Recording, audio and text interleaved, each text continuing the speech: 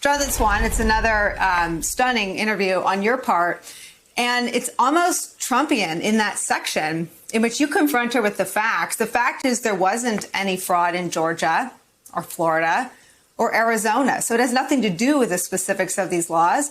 And the specific of the law in Georgia, the most egregious thing a lot of folks feel is to disempower who they're now Republicans, but the election officials who held the line against Donald Trump. It's stunning to me that she wants to lump them in together as solving different problems when what they all have in common is there were no problems. There was no voter fraud. The reason this is such an important conversation is because Liz Cheney is fighting, taking a stand against Donald Trump and January 6th and saying that, we need to, that she's going to dedicate herself to opposing the quote unquote big lie that the election was stolen. The problem is, she sort of has put this issue into a silo, and she does not acknowledge what came before and what is coming after as being connected to it. So the fact that, and you raised it in your intro, the most important statistic is that 70% of Republican voters believe Joe Biden is illegitimate.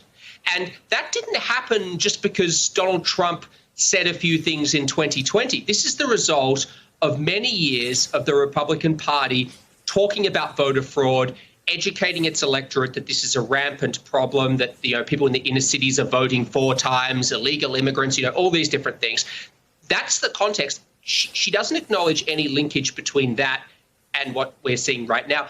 And then after the election, we're seeing, I think it's more than 400 now, voting bills that have been introduced in state legislatures around the country, 90% supported by Republicans, some of them supported in court by the Republican National Committee.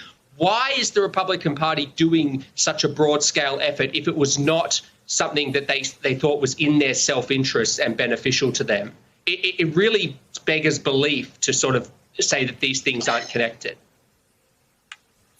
And, Liz Cheney is, one, smart enough to know that there was no voter fraud. And 2, she's been around long enough to know that people like James Baker and Jimmy Carter looked at it in 2000 and didn't find any. She knows Ben Ginsburg personally. She knows that he's spoken out and written in the newspaper about how, Donald Trump is the only one who came close to committing voter fraud. Why is she fact immune? I mean, if you want to stake your career on rooting out the big lie, and she called it Donald Trump's crusade against democracy. The crusade against democracy is being carried out in the 47 states pushing voter suppression laws. She seems like she's going to lose all of her credibility on waging her own crusade against Donald Trump's assault on democracy.